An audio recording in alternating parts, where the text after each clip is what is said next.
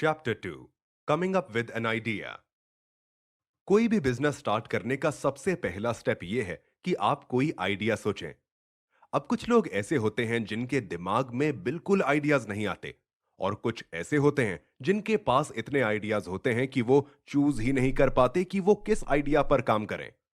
बहुत से लोग ये भी सोचते हैं कि एक आइडिया उसी वक्त अच्छा कहा जाएगा जब वो यूनिक हो। अब आपके आइडियाज यूनिक हो सकते हैं, बट ये सच नहीं है कि सिर्फ यूनिक आइडियाज ही अच्छे होते हैं। 1899 में एक अमेरिकन था जिसका नाम था चार्ल्स डुएल। वो कहते थे कि जो भी चीज इन्वेंट की जा सकती है वो ऑलरेडी इन्वेंट हो चुकी है। कुछ ऐसे टीवी प्रोग्राम्स भी होते हैं जहां पे इन्वेंटर्स आते हैं, और इन शोज में ऐसे प्रोडक्ट्स दिखाए जाते हैं जो कि पहले कभी नहीं बने। अब ये जरूर है कि वो प्रोडक्ट पहले कभी नहीं बने होते, लेकिन सिर्फ यूनिक होने का ये बिल्कुल मतलब नहीं है कि वो आइडिया अच्छा है। जैसे ऑथर ने अपने एक्सपीरियंस से एक बात शेयर की है, वो ये कि आप किसी ऑर्डिनरी चीज में से कुछ एक्स्ट्रा ऑर्डिनरी बना सकते हैं।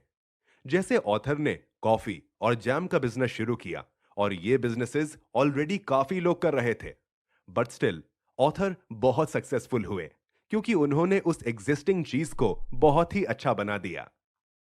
USP is dead. कई बार लोग ऐसा भी सोचते हैं कि अगर आपके पास कोई अच्छा बिजनेस आइडिया है तो आपके पास एक पेटेंट होना भी जरूरी है।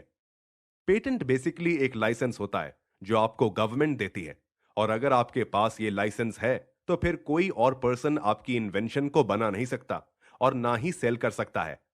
लोग सोचते हैं कि अगर उनके पास पेटेंट नहीं होगा तो कोई और उनके आइडिया को चोरी कर लेगा, लेकिन सच तो यह है कि किसी का भी आइडिया इतना इनोवेटिव या यूनिक नहीं होता कि गवर्नमेंट उन्हें पेटेंट दे।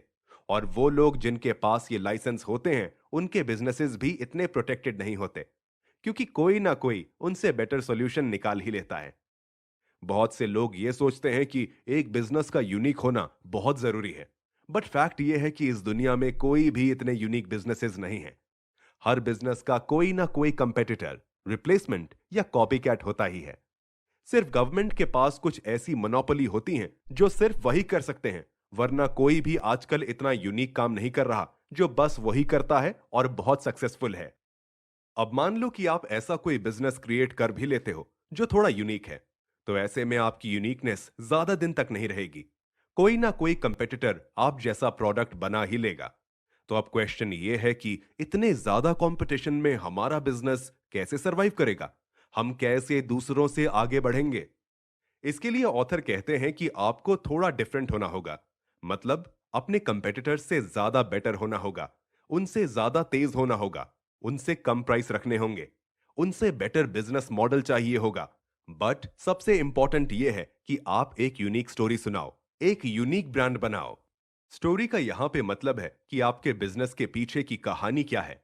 जैसे ऑथर ने जब सुपर जैम बनाया तो उनकी स्टोरी ये थी कि वो एक ऐसा जैम बनाना चाहते थे जो कि 100% फ्रूट से बना हो। इसी तरह आप भी जो बिजनेस क्रिएट करेंगे उसके पीछे आपकी एक यूनिक स्टोरी होनी चाहिए। मतलब आप सोचो कि आपने क्यों ये बिजनेस स्टार्ट किया है, आपके बिलीव्स क्या हैं, और इन सारी चीजों के बेस पर आपको एक स्टोरी बनानी है। इसीलिए याद रखना है कि आप चाहे कोई भी हो, हर इंसान के पास कोई ना कोई स्टोरी होती है जो वो बता सकता है, और उस स्टोरी की हेल्प से ही आपका ब्रांड स्पेशल बनेगा। एंड अगेन ये भी याद रखना है कि आपके प्रोडक्ट को बिल्कुल यूनिक होना जरूरी नहीं है। आपका आइडिया बस ऑथेंटिक होना चाहिए। कुछ ऐसा होना चाहिए जो आपके दिल से आए, कुछ ऐसा जिसको लेकर आपके अंदर पैशन हो। और अब आपको यह भी पता है कि आपका आइडिया बिल्कुल यूनिक होना जरूरी नहीं है, तो इस बात को ध्यान में रखते हुए अब आप जो चाहें वो बिजनेस कर सकते हैं। Same problem different solution. Author अपने बिजनेसेस के लिए कई सारी कंट्रीज में ट्रैवल करते हैं। वो जब भी कहीं बाहर ट्रैवल करते हैं तो वो यही नोटिस करते हैं कि उनके यहाँ जो बेसिक कॉन्सेप्ट्स हैं वो बाहर की कंट्रीज में बिल्कुल डिफरेंट है। जैसे उनके यहाँ जो टॉयलेट होता है वो एक सीट की तरह होता है, जबकि दूसरी कंट्रीज में टॉयलेट थोड़े डिफरेंट होते हैं। वो अपनी कंट्री में खाना टेबल पर बैठ के नाइफ और फोक से खाते हैं, जबकि इंडिया में हम लेफ्ट हैंड से फूड नहीं खाते, लेकिन उनके यहाँ ये सब बिल्कुल नॉर्मल है। इस एग्जाम्पल से ऑथर हमें बताना चाह रहे हैं कि कैसे लोग इतने बेसिक कॉन्सेप्ट्स को भी चेंज कर देते हैं। तो अगर लोग इतनी बेसिक चीजों को चेंज कर सकते हैं तो फिर दुनिया में कुछ भी बदल सकता है। इमेजिन करो कि 100 साल बाद फ्यूचर में से एक आदमी आता है। जब वो हमारी लाइफस्टाइल को देखता है तो कुछ चीजें तो ऐसी होती हैं जिनसे वो फेमिलियर होता है, बट स्टिल फ्यूचर में ऐसी कई सारी चीजें होंगी जो अभी प्रेजेंट में नहीं है, क्योंकि फ्यूचर में ऐसे एंटरप्रेन्योर्स आएंगे जो कि चीजों को बदल देंगे। अब यहाँ पे ऑथर हमें सिर्फ ये मैसेज दे रहे हैं कि ये दुनिया अपॉर्चुनिटीज से भरी हुई है, और जैसे प्रेजेंट एंटरप्रेन्योर्स ने हमारे यहाँ की चीजों को बदला है, बिल्कुल उसी तरह आप भी चीजों को बदल सकते हैं। और अगर आपके पास ऐसे आइडियाज नहीं भी हैं जो चीजों को बदलें, तो उसमें भी कोई प्रॉब्लम नहीं है, क्योंकि हम ऑलरेडी ये डिस्कस कर चुके हैं कि दुनिया में ऑलमोस्ट हर बिजनेस के कॉपी कैट्स बन चुके हैं। United states of great ideas. Author कहते हैं कि अगर आपको कभी बिजनेस आइडियाज चाहिए हो तो अमेरिका जरूर जाओ। ऑथर जब भी अमेरिका गए हैं वहां जाके उन्हें बहुत से आइडियाज मिलते हैं जो फिर वो अपनी कंट्री में रह के भी कर सकते हैं। इवन यूरोप में जो सक्सेसफुल एंटरप्रेन्योर स्टोरीज रही हैं, जैसे innocent smoothies, quick fit, BrewDog etcetera, इन सब ने थोड़ी बहुत इंस्पिरेशन यूनाइटेड स्टेट्स से ही ली थी। जैसे कैलिफोर्निया में healthy food, craft beer, craft coffee, और इन चीजों में वो काफी आगे हैं। अब ये तो एग्जैक्टली नहीं पता कि अमेरिका में एंटरप्रेन्योर्स इतने अच्छे क्यों हैं, बट रीजन चाहे कोई भी हो, पॉइंट ये है कि अमेरिका में एंटरप्रेन्योर्स काफी अच्छे हैं। उनके अंदर बाकी लोगों जितना फियर ऑफ फेलियर भी नहीं होता, और उनके अंदर सेल्फ कॉन्फिडेंस भी होता है। अब आपका बिजनेस चाहे जो भी हो, ऑथर रेकमेंड करते हैं कि आप उस बिजनेस के बारे में अमेरिकन ब्लॉग्स में पढ़ो।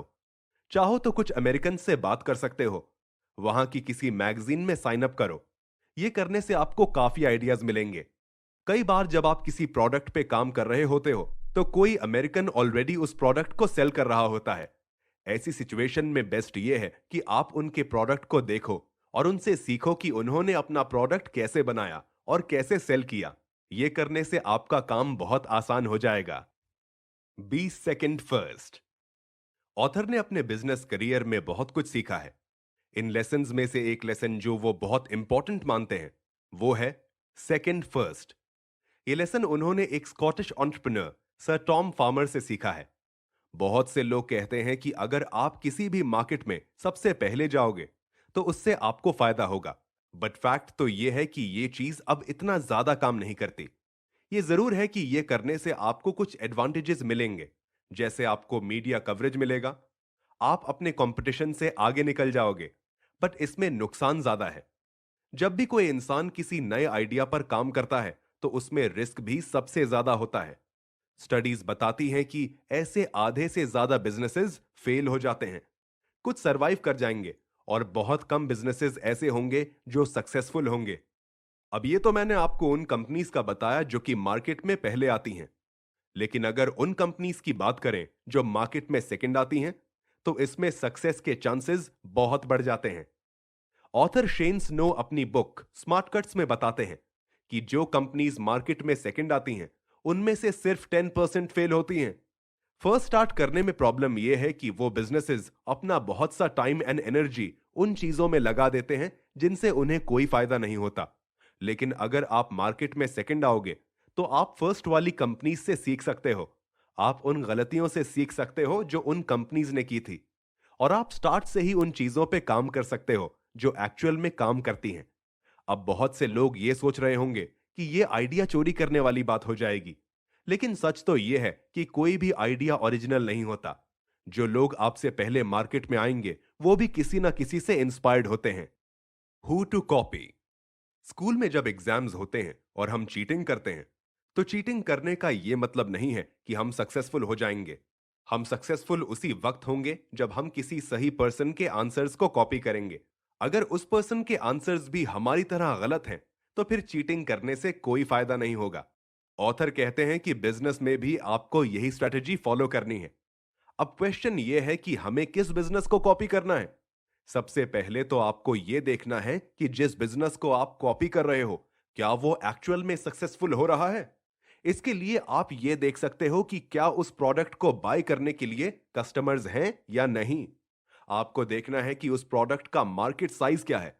अगर मार्केट बहुत छोटी है और ग्रो नहीं हो रही, तो बेटर है कि आप उसमें बिजनेस स्टार्ट ना करो, क्योंकि फिर उसमें आपके सक्सेस के चांसेस बहुत कम हो जाएंगे। Actionable ideas. ऑथर ने जब अपना बिजनेस स्टार्ट किया तो उन्होंने अपना प्रोडक्ट रिटेलर्स को सेल किया था। और हो सकता है कि आपका भी यही ड्रीम हो। लेकिन अगर आपको सिर्फ 48 आवर्स के अंदर अपना प्रोडक्ट सेल करना है तो आपको कुछ ऐसा करना होगा जिससे आप अपना प्रोडक्ट डायरेक्टली कस्टमर को सेल कर सकें। क्योंकि रिटेलर्स को सेल करना एक बहुत ही लंबा प्रोसेस है।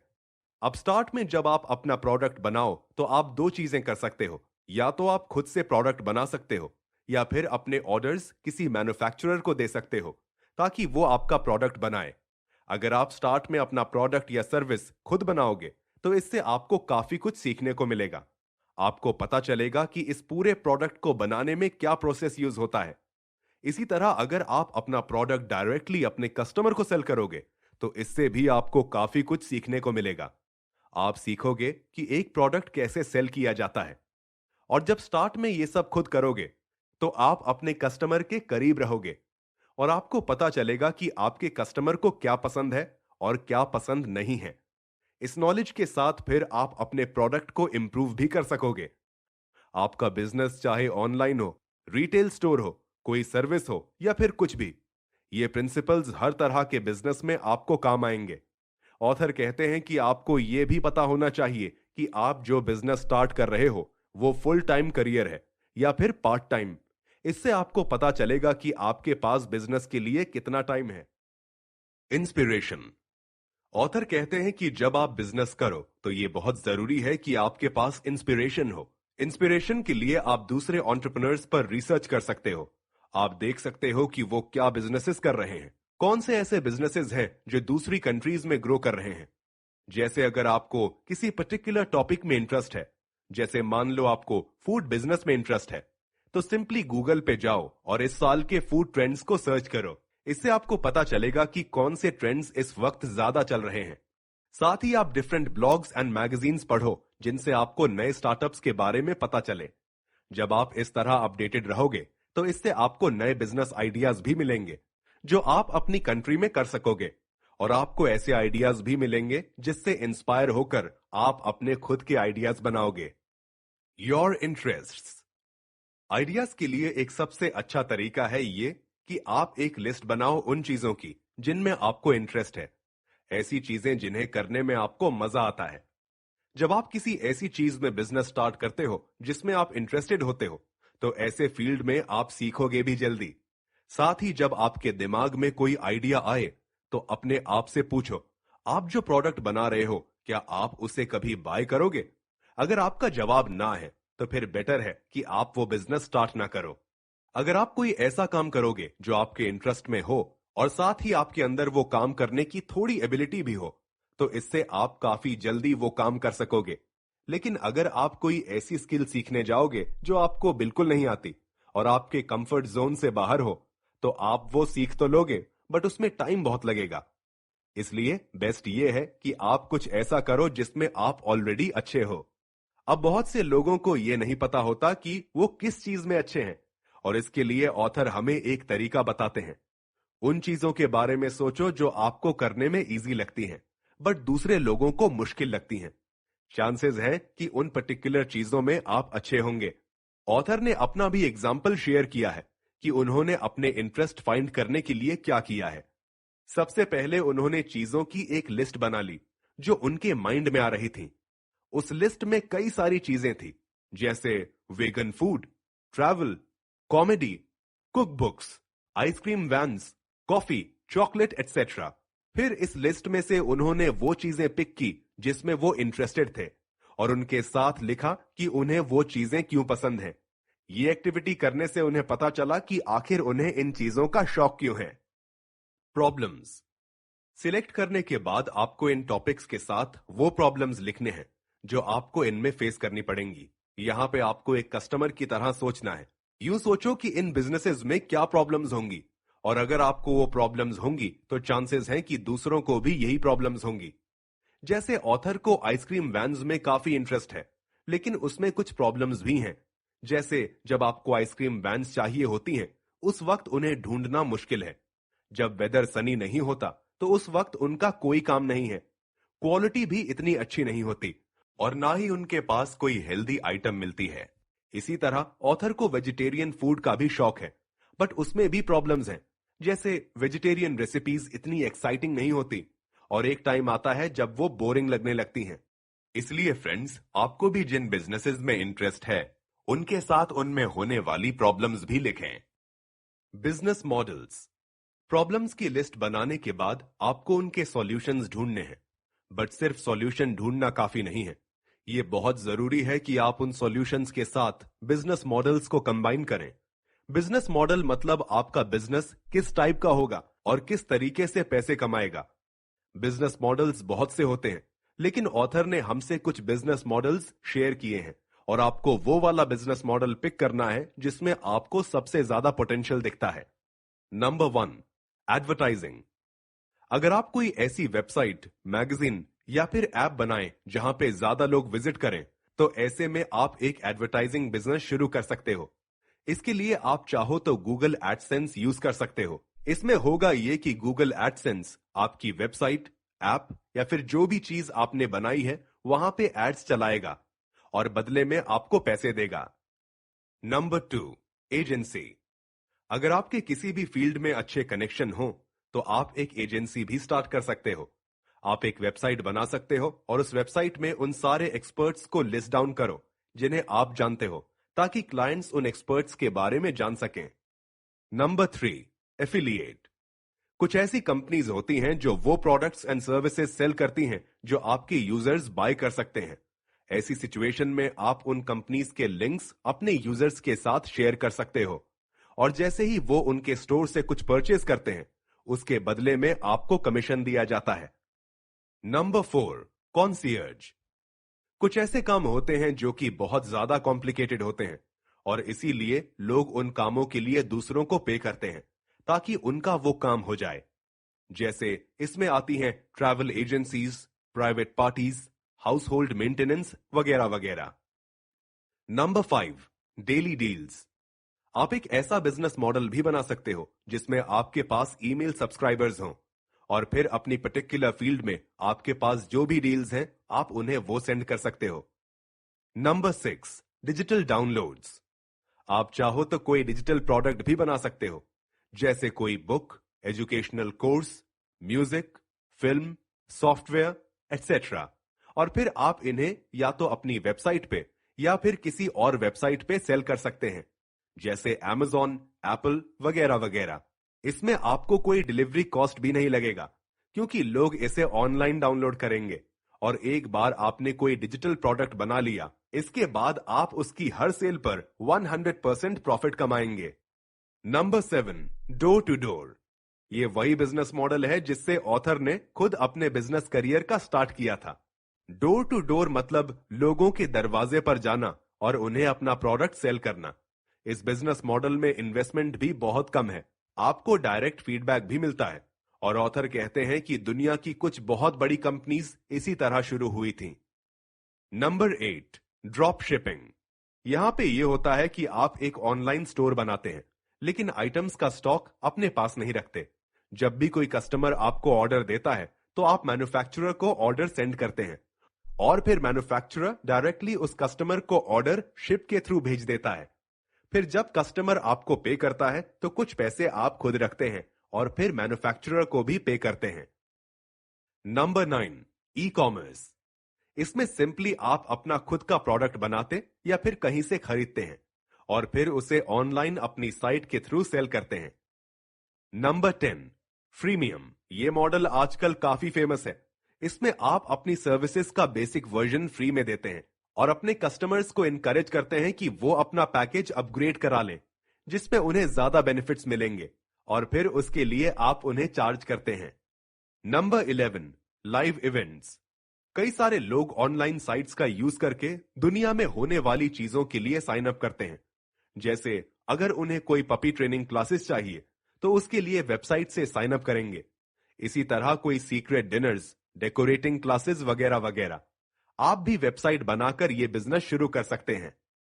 Number 12, manufacturing. ऑथर ने अपने बिजनेस के लिए जो प्रोडक्ट बनाया था वो उन्होंने अपने पेरेंट्स के किचन में बनाया था और आप भी यही सेम चीज कर सकते हैं। आप खुद अपने हाथों से कोई प्रोडक्ट बना सकते हैं और फिर एक दिन आप उस प्रोडक्ट को किसी फैक्ट्री में ले जा सकते हैं और वहां पर उसकी प्रोडक्शन करवा सकते हैं। Number 13, market place. आप चाहो तो मार्केट प्लेसेस भी बना सकते हो। एक मार्केट प्लेस वो जगह होती है जहां बायर और सेलर दोनों आते हैं। अब अगर आप सक्सेसफुल मार्केट प्लेसेस को देखें, जैसे ईबे, तो ऐसा मार्केट प्लेस बनाना काफी मुश्किल है, क्योंकि आपको कई सारे बायर्स एंड सेलर्स को अट्रैक्ट करना पड़ता है। बट स्टिल आप कुछ पर्टिकुलर एरियाज के लिए मार्केट प्लेसेस बना सकते हैं, जैसे dog walkers, cleaners, graphic designers वगैरह वगैरह। Number 14, match maker. इस बिजनेस में यह होता है कि आप मैच मेकर का काम करते हो। मतलब आप उन दो लोगों को आपस में मिलाते हो जिन्हें एक जैसी चीजें चाहिए होती हैं। जैसे एक एग्जाम्पल है डेटिंग। इसके अलावा अगर किसी को हॉलिडे पे जाने के लिए कंपनी चाहिए, तो उसके लिए भी यह बिजनेस यूज हो सकता है। या फिर जिन लोगों को हॉलिडेज के लिए अपने घर बदलने होते हैं, उनके लिए भी यह किया जा सकता है। Number 15, mobile apps. इस बिजनेस मॉडल में आप सिंपली एक ऐप बनाते हैं, चाहे वो एंड्रॉइड ऐप हो या फिर आईफोन की ऐप हो। फिर आपके पास तीन ऑप्शंस होते हैं। या तो आप वो ऐप फ्री में दो और साथ ही उन्हें एडिशनल फीचर्स खरीदने का ऑप्शन दो।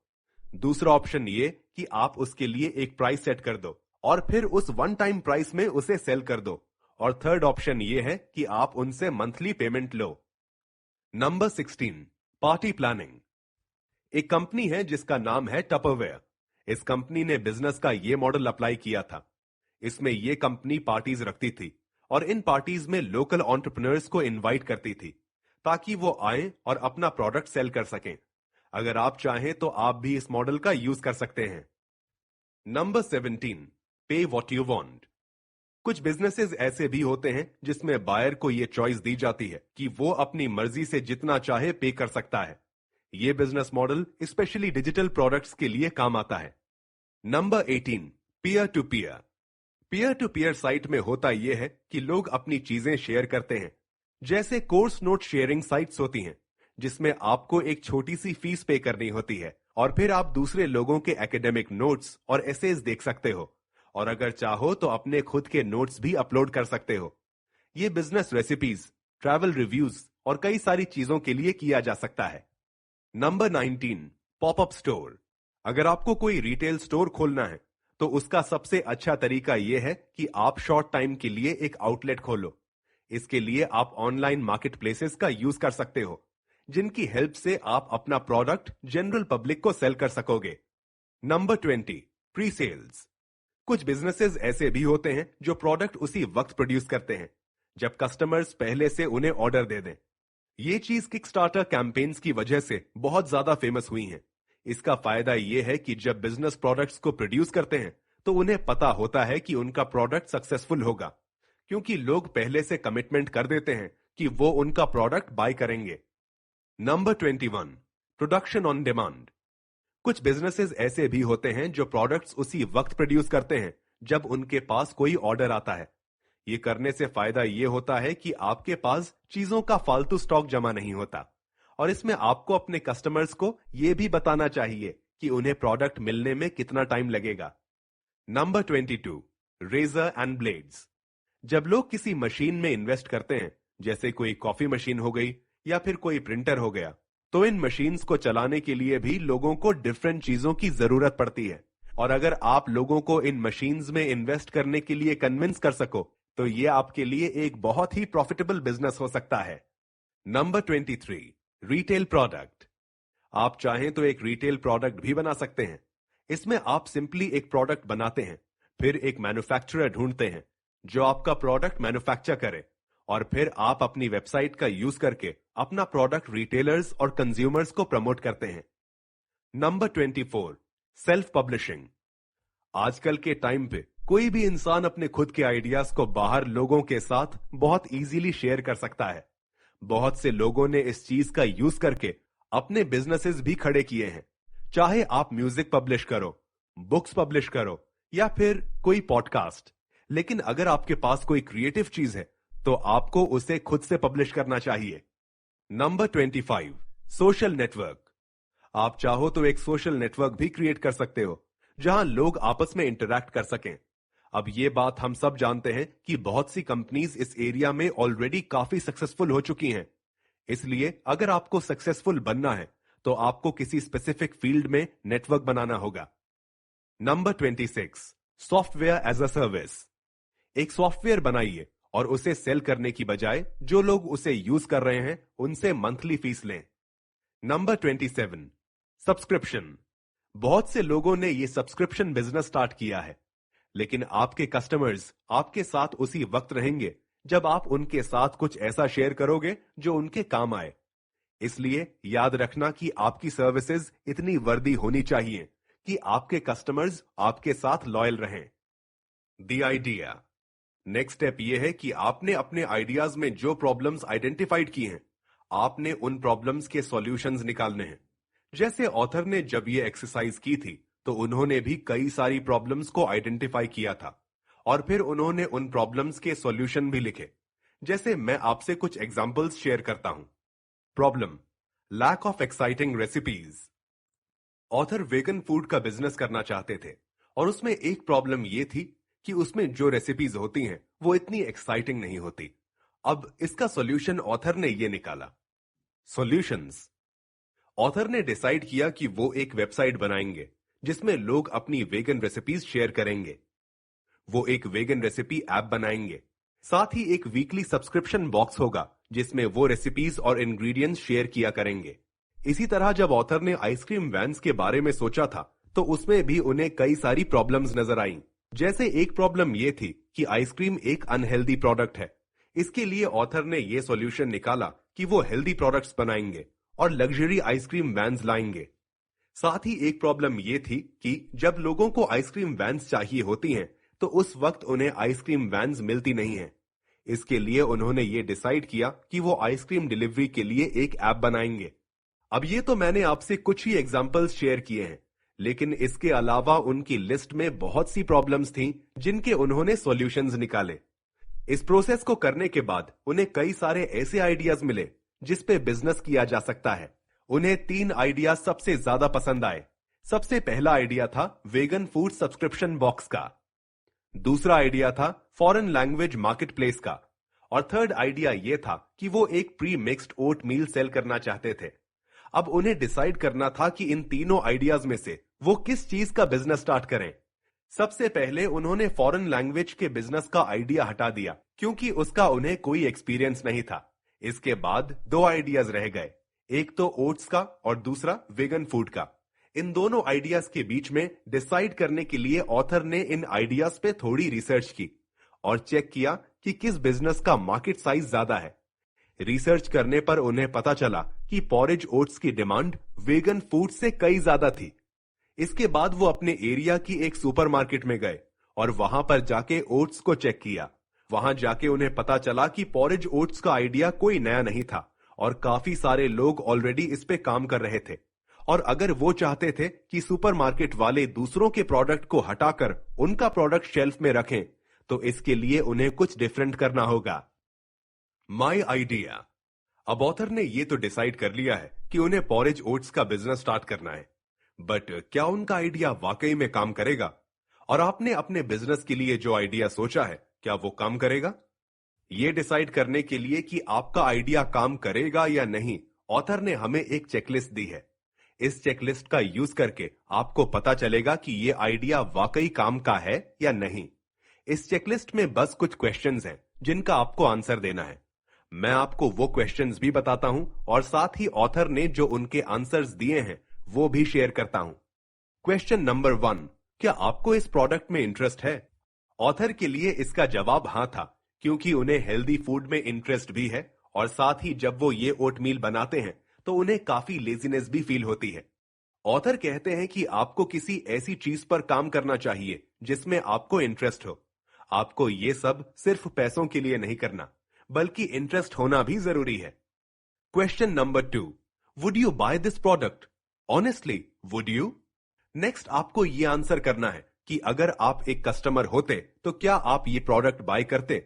ऑथर ने अपने जवाब में लिखा है कि अगर वो पॉरेज टेस्टी हो तो वो जरूर बाय करेंगे। साथ ही उन्हें ये पॉरेज बनाने में भी काफी लेजीनेस फील होती है, और अगर उन्हें कोई ऐसा प्रोडक्ट मिले जिसमें सारी चीजें ऑलरेडी मिक्स्ड हों तो वो उसे जरूर बाय करेंगे। Question number 3, do you know enough about this kind of business to stand a chance? जब आप कोई बिजनेस स्टार्ट करो तो अपने आप से पूछो कि क्या आपको इस बिजनेस या प्रोडक्ट के बारे में इतना पता है कि आप इसमें आगे बढ़ो। ऑथर को ओट्स के बारे में तो इतना नहीं पता था, लेकिन उन्हें फूड बिजनेस के बारे में थोड़ा एक्सपीरियंस था। और आपको भी किसी ऐसी चीज में बिजनेस स्टार्ट करना चाहिए जिसके बारे में आपको कुछ पता हो। Question number 4, are enough other people as interested in this as you are to make a business? आप जो बिजनेस स्टार्ट करना चाहते हैं, क्या और लोग भी इस बिजनेस को स्टार्ट करना चाहते हैं? अगर ओट्स की बात की जाए तो ओट्स की मार्केट बहुत बड़ी है और काफी लोग इन ओट मील्स का बिजनेस शुरू करते हैं। इसीलिए ऑथर का आंसर इसमें भी यस था। Question number 5, is there a compelling story about why you are starting this business? क्या आपके पास ये बिजनेस स्टार्ट करने के लिए कोई इंटरेस्टिंग स्टोरी है? स्टोरी का मतलब यह है कि आप आखिर क्यों ये बिजनेस कर रहे हो, आखिर इस बिजनेस के स्टार्ट होने की कहानी क्या है। अब आप सोच रहे होंगे कि स्टोरी होना इतना इंपॉर्टेंट क्यों है। जब आपके पास एक अच्छी स्टोरी होगी तो आपके पास एक अच्छा रीजन होगा कि आपके कस्टमर्स को आपकी बात क्यों सुननी चाहिए। स्टोरी से पता चलता है कि आपके प्रोडक्ट के बारे में क्या स्पेशल है। अपने प्रोडक्ट की स्टोरी कैसे बतानी चाहिए ये हम बाद में डिस्कस करेंगे, लेकिन अभी के लिए आपके पास एक स्टोरी होनी चाहिए। मान लो कोई आपके पास आए और आपसे पूछे कि आपने ये बिजनेस क्यों स्टार्ट किया है, तो उसे बताने के लिए आपके पास एक रीजन होना चाहिए। Question number 6, can you conceivably put a product into the world in 48 hours time? Next आपको यह पूछना है कि क्या आप 48 आवर्स के अंदर अंदर अपना प्रोडक्ट बना सकते हो। ऑथर का आंसर इसमें भी यस था, क्योंकि उन्हें कुछ रेसिपीज ऑलरेडी पता थी। अब ये कोई गोल्डन रूल नहीं है कि आपको अपना बिजनेस 2 दिनों के अंदर ही स्टार्ट करना है। हो सकता है कि आपके प्रोडक्ट को थोड़ा ज्यादा टाइम लगे, लेकिन अगर आपको यह भी नहीं पता कि आप अपने प्रोडक्ट का बेसिक वर्जन कैसे बनाओगे, तो फिर आपके लिए स्टार्ट करना मुश्किल हो जाएगा। यहां पे आपको कोई परफेक्ट प्रोडक्ट नहीं बनाना, बस आपको एक सिंपल और अच्छा वर्जन बनाना है जो आप मार्केट में सेल कर सको। और फिर जैसे जैसे आप सीखते जाओ वैसे वैसे उसमें चेंजेस करते रहना। अगर आपके दिमाग में कोई ऐसा आइडिया है जो कि 2 दिन में स्टार्ट करना इम्पॉसिबल है, तो ऐसे में आपको उस बिजनेस को और ज्यादा सिंप्लीफाई करना है। जैसे मान लो आप एक रेस्टोरेंट स्टार्ट करते हो और ये करना 2 दिन में पॉसिबल नहीं है, तो इसके लिए आप इसका कोई सिंपल वर्जन निकालो। जैसे आप एक फूड ट्रक रेंट पर ले सकते हो और फिर उसमें जाके अपना फूड सेल कर सकते हो। इसी तरह अगर आप अपना प्रोडक्ट किसी बड़े रिटेलर को बेचना चाहते हो, तो स्टार्ट में वो प्रोडक्ट किसी छोटी मार्केट में सेल करो। Question number 7, is the competition sufficiently rubbish that you think you can do better? अब आप जिस भी फील्ड में बिजनेस करना चाहते हैं उसमें कोई ना कोई कंपटीशन तो होगा। तो अब क्वेश्चन ये है कि क्या आप अपने कंपटीशन से बेटर प्रोडक्ट बना सकते हैं? ऑथर ओट्स बिजनेस करना चाहते थे और उसमें बहुत कंपटीशन था। इवन कुछ बहुत बड़ी कंपनीज भी ये बिजनेस कर रही थी। आपने बिजनेस के बारे में ये बहुत सुना होगा कि कोई ऐसा बिजनेस करो जहां कंपटीशन ना हो। बट अनफॉर्चुनेटली आजकल के टाइम पे हर मार्केट में कंपटीशन आ गया है। अगर आपकी मार्केट में कोई बहुत बड़ी कंपनीज या ब्रांड्स हैं, लेकिन लोग उनके प्रोडक्ट को इतना ज्यादा पसंद नहीं करते, तो ये आपके लिए बिल्कुल परफेक्ट अपॉर्चुनिटी है। ओट्स बिजनेस में भी कंपटीशन तो था, बट कोई ऐसा ब्रांड नहीं था जिसकी बहुत ज्यादा फॉलोइंग हो। इसीलिए ऑथर ने सोचा कि उनका इस बिजनेस में चांस अच्छा है। Question number 8, does it pass the grandma test? Final चीज यह है कि आपका आइडिया ये ग्रैंडमा टेस्ट पास कर ले। इस टेस्ट में आपको करना यह है कि आपको अपना आइडिया अपनी ग्रैंडमा को समझाना है। कुछ लोगों के बिजनेसेस बहुत ही कॉम्प्लिकेटेड और हाईटेक होते हैं, बट जितना भी कॉम्प्लिकेटेड हो, जितना भी हाईटेक हो, अगर आप ये आइडिया अपनी ग्रैंडमा को एक्सप्लेन नहीं कर सकते, तो इसका मतलब आपने अपने आइडिया के बारे में इतना नहीं सोचा है। इसलिए इस फाइनल टेस्ट में आपको अपना आइडिया अपनी ग्रैंडमा को एक्सप्लेन करना है, और अगर उन्हें समझ आ गया तो इसका मतलब आपने ये टेस्ट पास कर लिया। Booms.com, Instagram marshmallows.